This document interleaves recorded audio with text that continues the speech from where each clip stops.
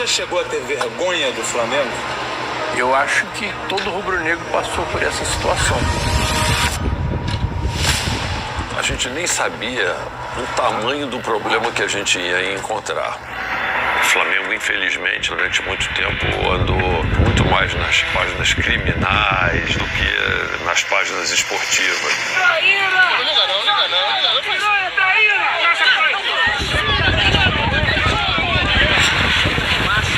O ídolo Júlio César é agredido.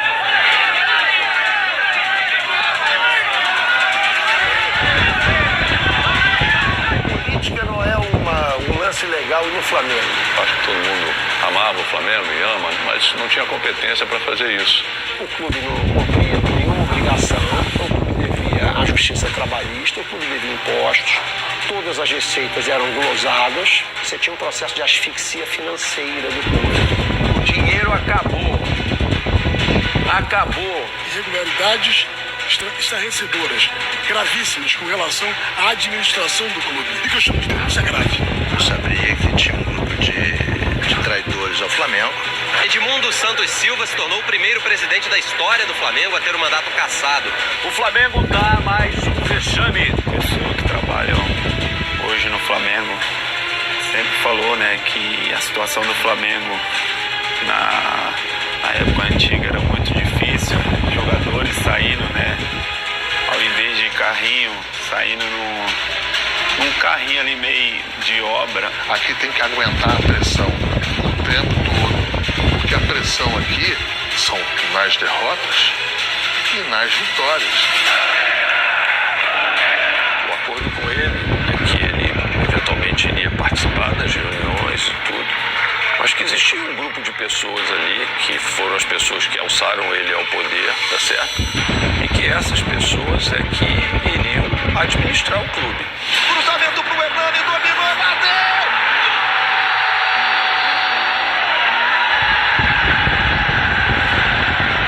Você provavelmente se lembra de uma entrevista que você deu para um blog e chamou o Bandeira de burro com iniciativa.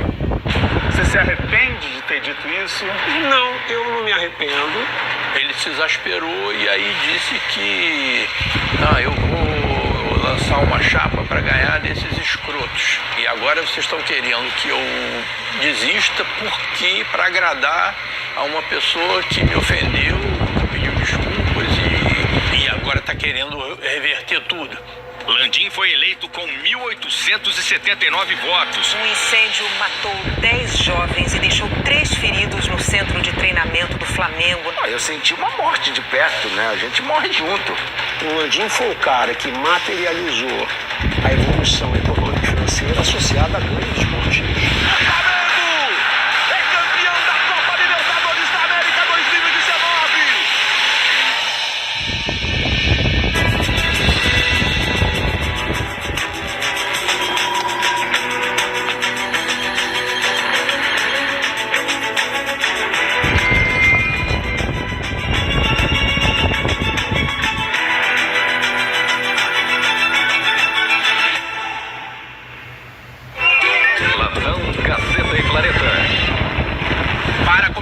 Centenário do Flamengo, que este ano comemora 100 anos, o time resolveu ficar sem defesa, sem meio-campo, sem ataque, sem título e sem vitória. O timezinho sem vergonha. Estou envergonhado e peço desculpa a toda a nação rubro-negra, né, todas as pessoas que estiveram no Maracanã e que acompanharam pelo rádio a vergonha que nós fizemos aí. Só isso que eu tenho a colocar. Às 4h30 da tarde de sexta-feira, o estádio da Gávea se transforma num campo de guerra. 50 integrantes de uma torcida organizada dentro do gramado disparam morteiros contra os jogadores. O Flamengo era um pouco reflexo do que acontecia no futebol brasileiro. O Flamengo não era uma exceção dentro dos grandes clubes, de administrações caóticas, de corrupção, de falta de responsabilidade fiscal e financeira com o dinheiro do clube, né? Uma auditoria que foi feita dentro do Flamengo, a pedido do Flamengo, e que demonstra irregularidades estarrecedoras, gravíssimas com relação à administração do clube. Não adianta fazer cara feia, rubro-negro. Eram 2. Sandro e Elvis. Maior conquista da história do Santo André. Primeira Copa do Brasil, primeira vez na Libertadores. Bem, eu acho que nós todos, né, que fomos criados dentro do clube, quer dizer, cada vez que a gente via alguma situação como essa, naturalmente aquilo ali era como se fosse uma punhalada nas nossas costas, né? Bota a cara aí, filha da puta! Lanterna do campeonato, o Flamengo está sem técnico. Não é preciso palavras para descrever o clima na Gávea. Foi um Flamengo que até ganhou em alguns momentos, mas ele nunca conseguiu se tornar sustentável. Depois dessa geração de ouro aí, de 81, que foi até 83, mais ou menos, né, quando o Zico vai embora para a Udinese, o Flamengo teve alguns momentos muito bons, né, como o Tetra em 87, como o Penta em 92, né, mas sofremos muito também. E o que me fazia sofrer mais ainda era ver pelo noticiário que eu acompanhava, o Flamengo era muito mal administrado. Quando eu entrei no Flamengo, voltei ao Flamengo, nós estávamos em estado de insolvência e não tinha talão de cheque. O que está acontecendo aqui no Flamengo é exatamente o seguinte: acabou o dinheiro. Chegamos no Flamengo e encontramos o clube numa situação muito delicada. Eram mais de 3 meses de salários atrasados por 600 funcionários do Flamengo e também para o futebol. Eu acho que nós estamos falando muito, jogando pouco. Eu acho que esse time tem que ter um pouco mais de vergonha na cara, tem que ter um pouco mais de dignidade e respeito ao torcedor. Você via jogos no Maracanã com 80, 90 mil pessoas, o Flamengo sempre com um público consumidor muito ativo. E você via assim, como esse time vive endividado. O reforço mais badalado é Júnior Baiano, que não disputa uma partida há 1 ano e 2 meses. Walter Minhoca, Diego Silva e Léo Medeiros foram campeões mineiros ano passado. Mas quem é quem? E como jogam? Um clube de futebol, se você ouvir todo mundo, você vai contratar jogador todo dia. Parecia um time de sítio treinando assim. Faltava muita coisa, treinos assim com grades abertas, as pessoas dando pitaco, torcedor xingando, torcedor falando. Era uma várzea. Só faltava ter o pagode e a cerveja ali do lado, sabe? O Flamengo era isso. O Flamengo fazia exatamente isso. Só que o Flamengo tem uma potência tão gigantesca de torcida, de poderio de lotar o Maracanã quando chega, que era capaz de ganhar títulos até em circunstâncias anormais, como o título de 2009. Você demite o técnico, coloca o interino, o time engrena e é campeão brasileiro. 17 anos depois, o Flamengo é campeão brasileiro de futebol. Foi tudo sofrimento, né? É sempre assim. Nessa questão de rebaixamento, o Flamengo teve muito mais sorte que juízo, né? Assim, várias vezes o time teve, assim, com um rebaixamento muito próximo de acontecer. A primeira vez que isso ficou muito latente mesmo, assim, foi em 2001, quando o Flamengo chega à última rodada do Campeonato Brasileiro precisando ganhar do Palmeiras para não ser rebaixado. Depois, em 2002, no ano seguinte, também conseguiu se salvar com algumas rodadinhas de antecedência. Depois, em 2004, a mesma coisa. Em 2005, a mesma coisa. Talvez fosse o ano em que todo mundo deu como o rebaixamento sendo algo certo. Precisava vencer muitos jogos nas rodadas finais. E aí o Joel Santana assumiu e tal, e conseguiu um milagre. O Flamengo nunca conseguiu ser gerido, né, como eu sempre disse, né, com a transparência da melhor empresa pública e com a eficiência da melhor empresa privada. O pagamento dos 3 meses de salários atrasados foi adiado. Parte da dívida será paga só na terça-feira da semana que vem. Era para ter pagado semana passada, isso adiou. É para pagar essa semana, isso está adiando. Acho que a gente tem que entender que a gente também está sendo cobrado pra caramba fora de campo. É uma situação difícil você tá trabalhando sem receber. Tá sem receber 4 meses, gente abanando nota de R$1. Se abanar na minha frente, eu pego. Aquela frase do Vampeta ficou muito famosa, infelizmente. O Flamengo viu que estava sem condições de sobreviver, como vinha sobrevivendo nos anos anteriores, nos últimos 100 anos, e precisava mudar para sobreviver. Os caras sérios de outros mercados, mercado financeiro, do marketing, do mundo jurídico, esses caras eles nunca se aproximam do futebol, porque eles sabem que o futebol é sujo, é controverso, é muito midiático, é muito confuso. E de repente, vários caras muito grandes e muito importantes, e notadamente sérios, chegaram próximos do Flamengo e disseram: nós queremos participar. A gente se juntou mesmo foi em 2012. A gente via que o clube tinha um potencial enorme, mas era sempre muito mal gerido, muito mal administrado. E ali a gente montou um grupo, que nós chamamos na época de Chapa Azul. Era uma dificuldade muito grande, porque acho que a grande maioria das pessoas que estavam ali nem sócio era do Flamengo, nem sabia como é que funcionava isso aqui, como é que era o estatuto e tal. A gente queria só ajudar. Quem conhecia assim, o grande público, eu quero dizer, Rodolfo Landim, Eduardo Bandeira de Melo, o Valim, Vasconcelos, o BAP. Estava para me aposentar do BNDES, que foi quando surgiu o Flamengo na minha vida, né, como dirigente. Eu já tinha uma experiência, né, que me permitia conhecer praticamente todas as empresas do Brasil, né, desde pequenas empresas, né, até em grandes corporações e inclusive também o setor público, né, prefeituras, estados, empresas estatais. Pediram que eu fosse candidato a presidente do clube, eu falei que não podia. Quando me convidaram, eu falei: olha, eu não posso, mas o Valim eu acho que pode e tal. Só que por problemas aqui estatutários e tal, interpretações aqui de estatuto e tal, em função da situação que ele estava e que eu também estava, a gente foi impedido de poder participar, vamos dizer assim, na cabeça da chapa naquela época, né? O Valim tinha um período de ausência de sócio no Flamengo, ficou um período inadimplente e tal, e aquele período incapacitava ele de concorrer à presidência do clube, diferentemente do Bandeira. Não, porque o Bandeira era uma pessoa que eu convivia no BNDES, não era meu amigo, mas era uma pessoa que a gente convivia lá, era uma pessoa que tinha todas as condições para ser elegível.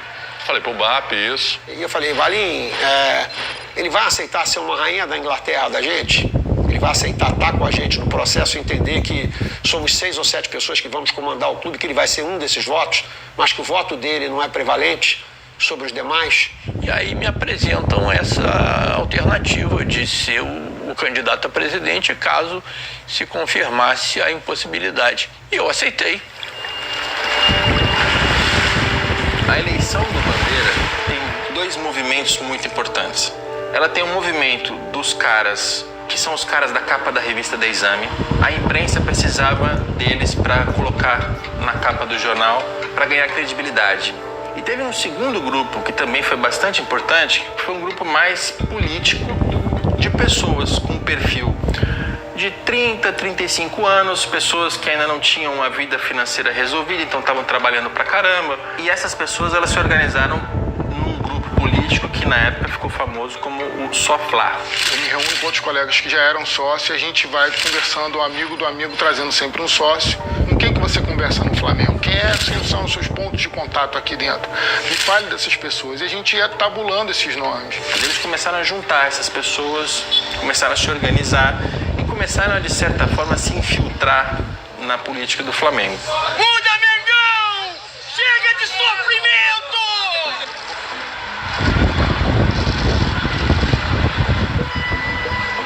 Você está sentado na beira do vulcão. Você está sempre com a bunda quente. Aquilo ali não tem sábado, domingo, segunda. Sábado e domingo tem jogo. Segunda-feira você tem que pagar a conta. Então não tem descanso. É muito complicado, é muito complexo.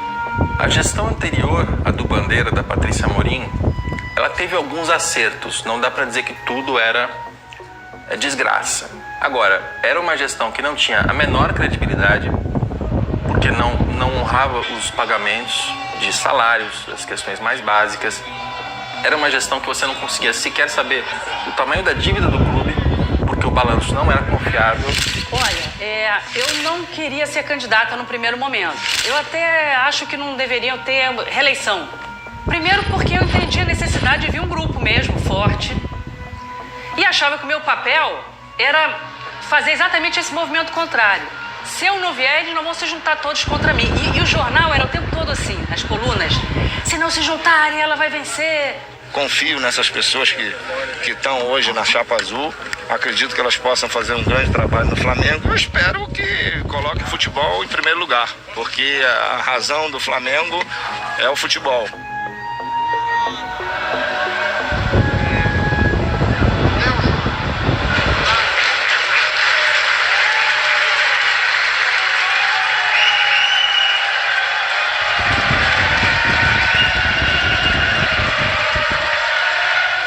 construí uma história bacana, dei minha contribuição, missão cumprida. Transição será tranquila porque eu sou uma pessoa com essa característica. Eu só posso anunciar isso quando as negociações estiverem concretizadas, tá? Não vamos voltar a erros do passado, a gente sai aqui anunciando o nome, pretendo fulano, pretendo cicrano, depois a coisa não se concretiza. A partir de agora nós vamos ser responsáveis e só vamos anunciar contratações, seja de treinadores, seja de jogadores, quando a coisa estiver efetivamente fechada. Logo que esse grupo vence a eleição, obviamente o Eduardo Bandeira de Mello passa a ser a figura central, porque ele era o presidente do clube, né?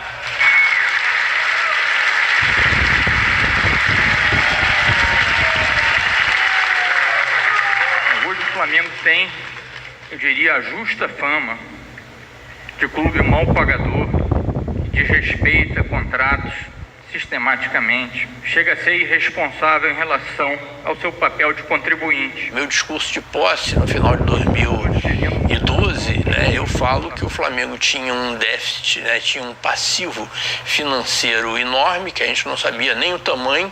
Quando nós conseguirmos uma forma de equacionar esse passivo, nós vamos cumprir fiel e pontualmente cada item do acordo. Nem que seja para isso a gente precise sacrificar alguns objetivos na área social e esportiva. Ele usou uma expressão que eu nunca mais esqueci. Ele falou assim: cada porta que a gente abre aqui dentro da Gávea caem uns 4 cadáveres. Então, para a gente era muito claro que a gente tinha que levantar dinheiro muito rapidamente, por um lado, e por outro, repactuar essas dívidas que o clube tinha. Era pagar dívidas, né?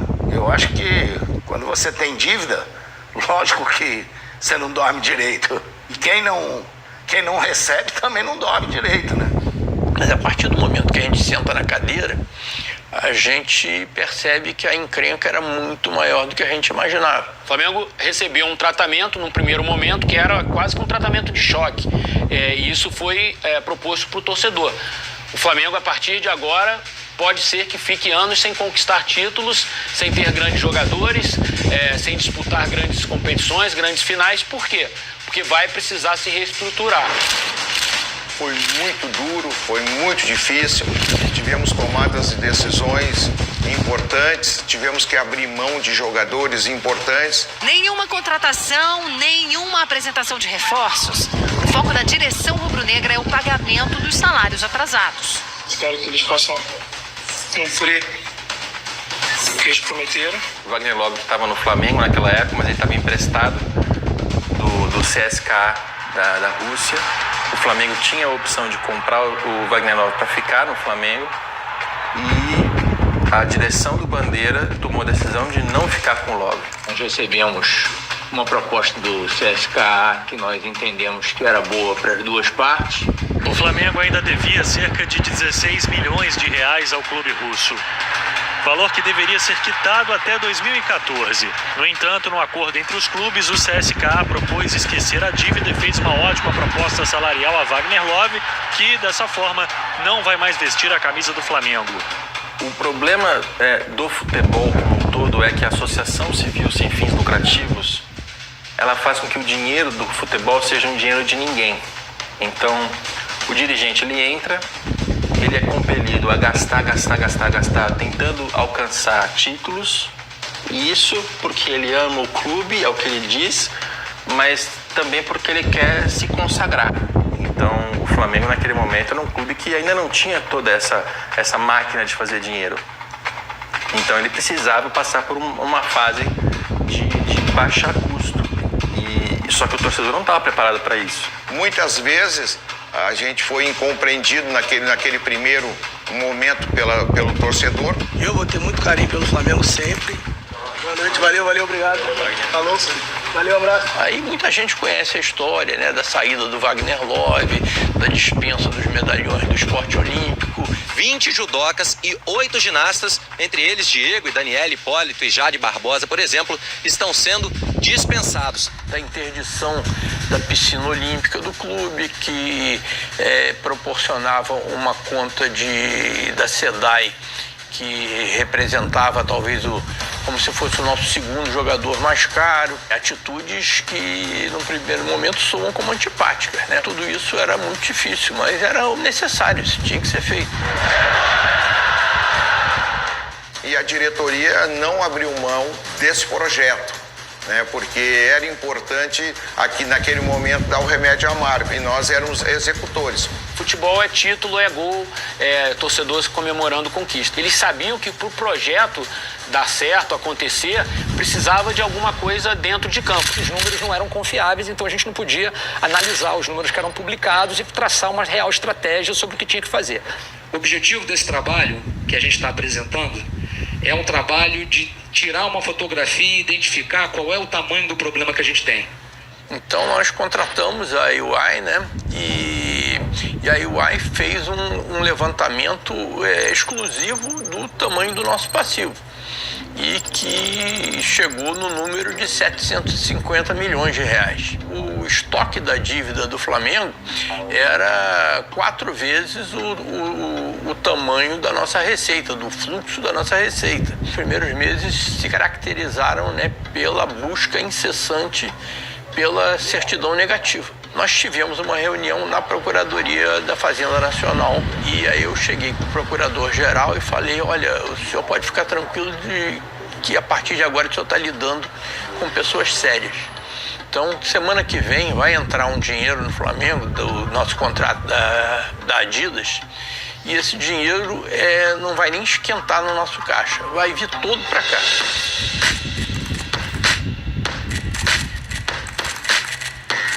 Esse contrato foi negociado na gestão da presidente Patrícia Amorim, mas a Adidas definiu que esperaria o resultado das eleições para assinar o contrato. Era um bom contrato, né? E previa um pagamento de luvas logo na primeira semana do nosso mandato. Entraria um valor, se não me engano, de 6 milhões de reais, alguma coisa assim, que era razoável logo na primeira semana. Compramos camisas. Estamos levando camisas. Cadê?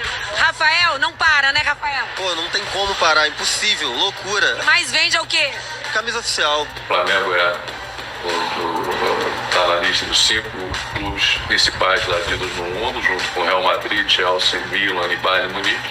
A primeira decisão da diretoria do Bandeira foi a de direcionar o dinheiro da Adidas para pagar a dívida que o Flamengo tinha com o governo.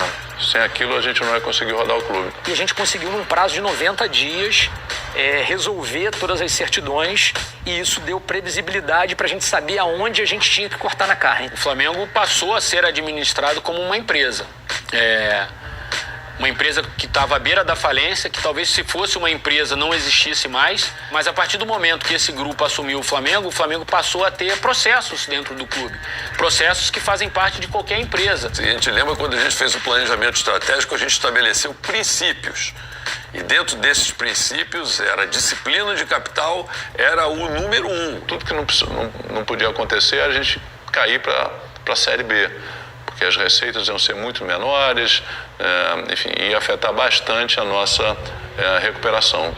Com 7 derrotas, 7 empates e 5 vitórias, o aproveitamento do Flamengo é de menos de 40% dos pontos. Rebaixamento, assunto proibido. O primeiro clube a ter caído, digamos assim, né, o 17º colocado no Campeonato Brasileiro, era o Fluminense.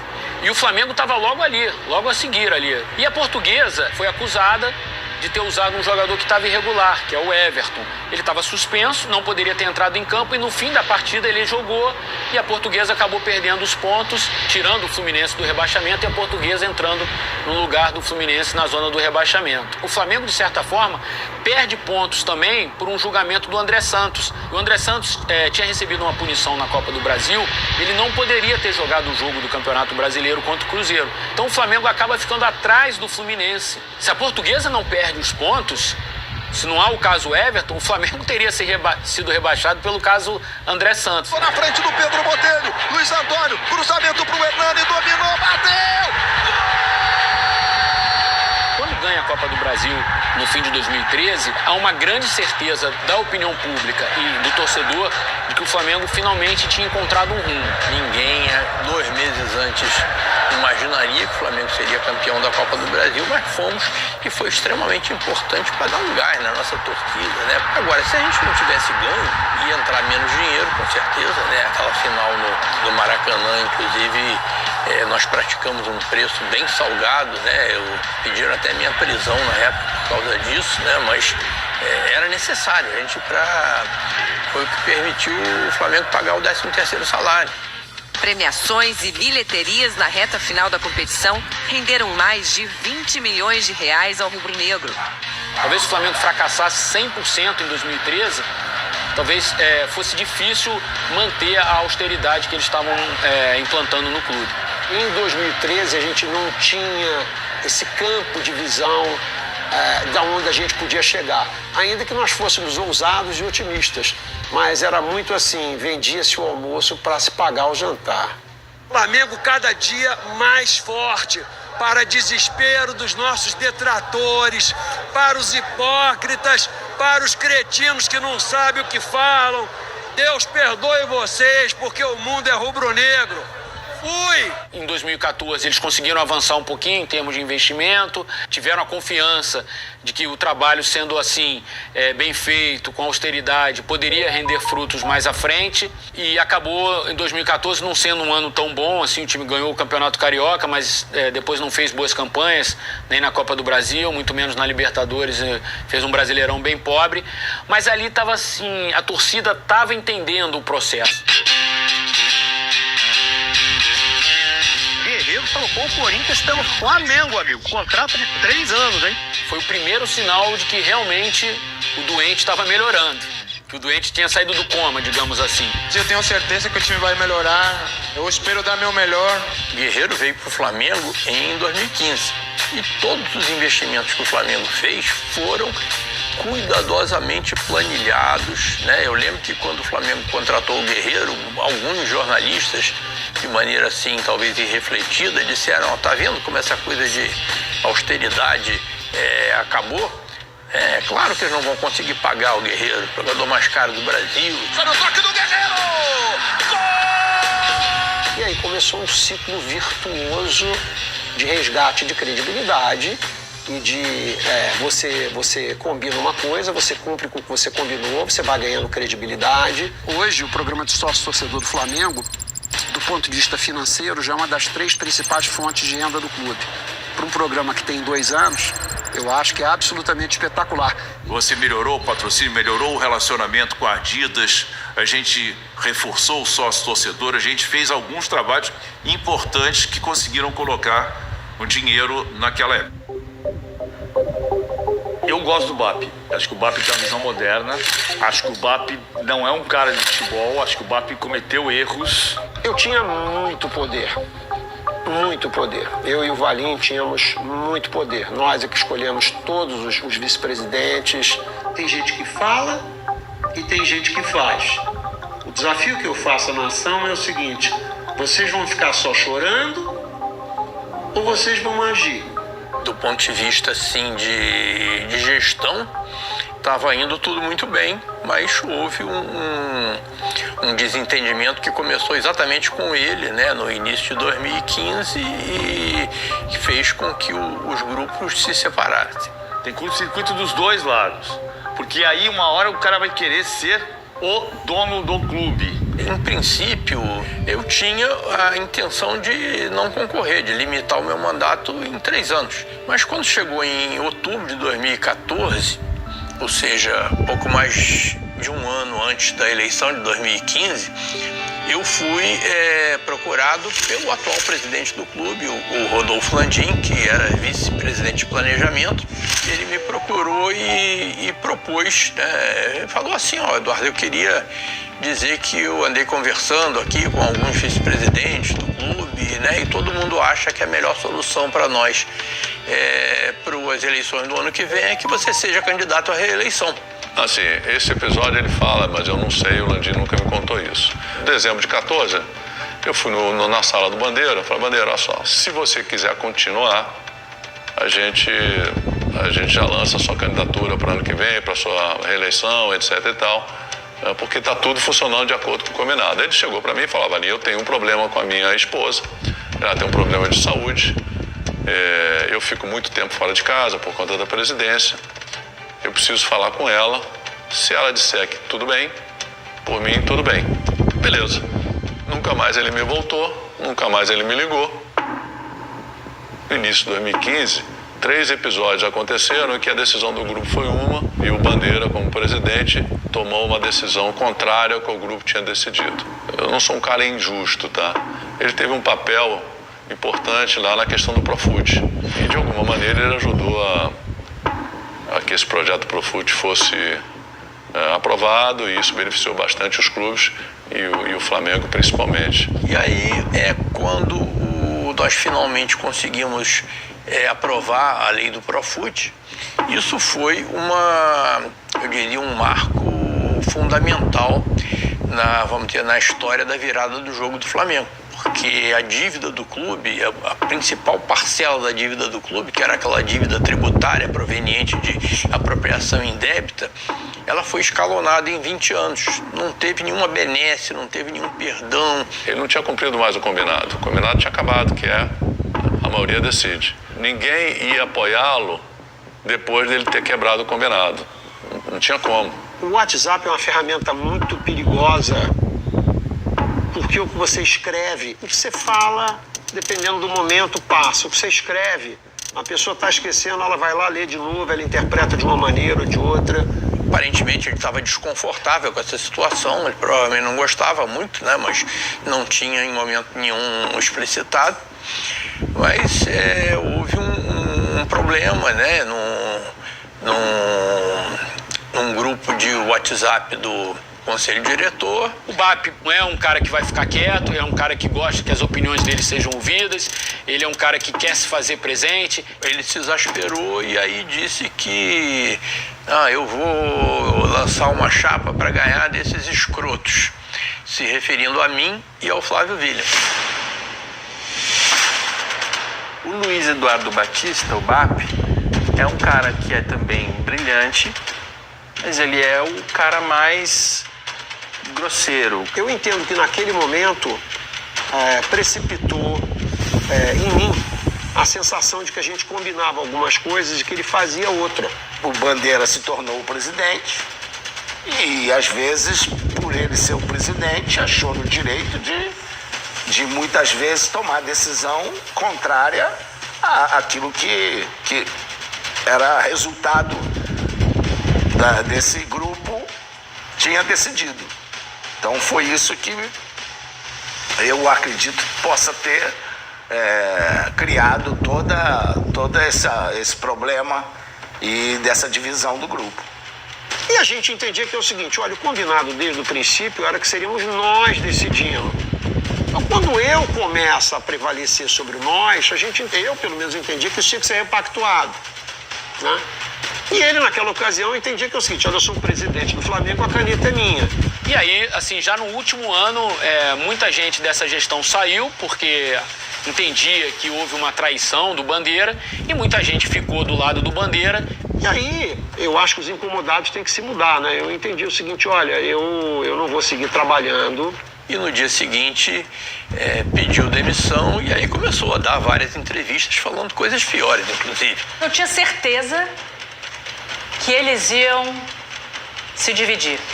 Tudo que eu sou como pessoa, tudo que eu aprendi de bom e ruim, eu aprendi no Flamengo. E esse grupo de empresários que chegou de uma forma muito truculenta, desrespeitando a história do clube, desrespeitando o passado, achando que, né, de certa forma, eles fundaram o Flamengo e tem méritos na reformulação, sim, reconheço, mas o Flamengo tem 129 anos. Ele acho que é o retrato da arrogância, da intolerância, da empáfia, né, na administração do Flamengo.